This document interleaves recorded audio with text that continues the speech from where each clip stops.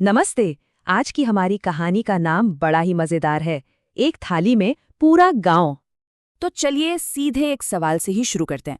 कभी सोचा है कि घर का वो सारा बोझ जो दिखता नहीं, जिसके बारे में बात नहीं होती, वो आखिर उठाता कौन है? इसी सवाल का जवाब हम ढूंढेंगे दो बहुत ही दिलचस्प आज के जमाने की कहानियों में। ये कहानियां हैं परिवार की, खाने की और बराबरी की। तो हमारी पहली कहानी है एक बड़ी ही क्लेवर यानी कि चतुर मेजबान की।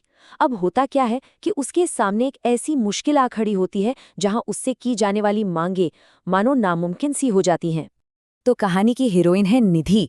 उसके घर आने वाले हैं उसके मामा ससुर। और पता है उसके पति ने क्या कहा? उसने तो साफ साफ हाथ खड़े कर दिए। बोला, देखो भाई, ना तो मैं मामा जी के लिए खाना बनाऊंगा और ना मुझे उनके आने से कोई परेशानी है। अब ये सब तुम्हें ही देखना। और मामा जी की फरमाइशें? अरे बाप रे, जरा लिस्ट तो देखिए। पनीर बटर मसाला, कोफ्ता, खीरे का रायता, पुदीने की चटनी, मटर पराठा, भिंडी। और सुनिए, ये लिस्ट यहीं खत्म नहीं होती। जरा सोच कर देखिए, एक अकेले इंसान के लिए ये सब बनाना कितना मुश्किल काम है। अब ये सब तो था ही, ऊपर से मेहमान एक दो दिन नहीं, पूरे एक हफ्ते रुकने वाले थे। लेकिन ऐसी नामुमकिन सी लगने वाली सिचुएशन में भी निधि ने हार नहीं मानी, बल्कि उसने एक जबरदस्त प्लान बनाया। और निधि का प्लान था भी बड़ा कमाल का। सबसे पहले उसने एक ही डिश बनाई, लेकिन खूब सारी, राजमा चावल। फिर उसने ये राजमा चावल अपने 5 पड़ोसियों के घर भिजवा दिए। बदले में उन पड़ोसियों ने अपने अपने घर से अलग अलग डिशेस भेजी।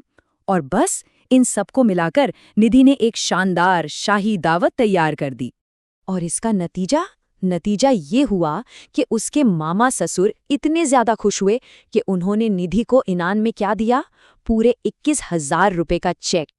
तो ये तो थी निधि की कहानी। अब चलते हैं हमारी दूसरी कहानी की तरफ। ये कहानी एक बिल्कुल अलग सफर की है। एक सपने की कहानी जो किसी को अज्ञानता से निकालकर सहानुभूति तक ले जाता है। ये कहानी है शैली की। पहले शैली क्या सोचती थी? वो सोचती थी कि मेरी चाची ना हमेशा बहाने बनाती हैं ताकि उन्हें मेरा काम ना करना पड़े। लेकिन बाद में उसी शैली को क्या एहसास होता है?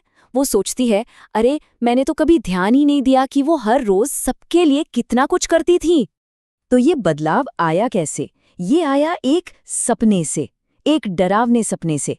सपने में शैली देखती है कि वो घर की नई बहू है और उसे सब कह रहे हैं, अब तुम इस घर की बहू हो, सारा काम तुम्हें ही करना पड़ेगा, नहीं करोगी तो सीखोगी कैसे भला। और बस यही वो सपना था जिसने शैली को मजबूर कर दिया कि वो अपनी चाची की जगह पर खुद को रखकर सोचे। और तभी जाकर उसे उस काम का असली वजन, असली बोझ महसूस हुआ, जिसे वो आज तक बस यूं ही मानकर चल रही थी। तो हमने देखी दो औरतों की कहानी और दो बिल्कुल अलग अलग तरीके एक ही तरह की मुश्किल से निपटने के। तो चलिए अब इन दोनों के रास्तों को जरा और गौर से देखते हैं और समझते हैं कि हम इनसे क्या सीख सकते हैं। तो देखिए, एक तरफ थी निधि जिसका सामना बाहर से आ रही मांगों से था। दूसरी तरफ थी शैली जिसकी लड़ाई खुद के अंदर की नासमझी से थी। निधि ने क्या किया? उसने दिमाग लगाया, एक रणनीति बनाई। और शैली, उसे एक सपने ने सब कुछ समझा दिया। तो नतीजा क्या निकला? एक ने सिस्टम को अपनी चालाकी से मात दी और दूसरी ने सिस्टम को समझा।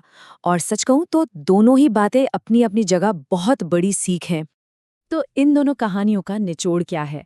सबसे बड़ी बात, सबसे जरूरी सबक जो निकल कर आता है, वो है अनदेखे को देखना।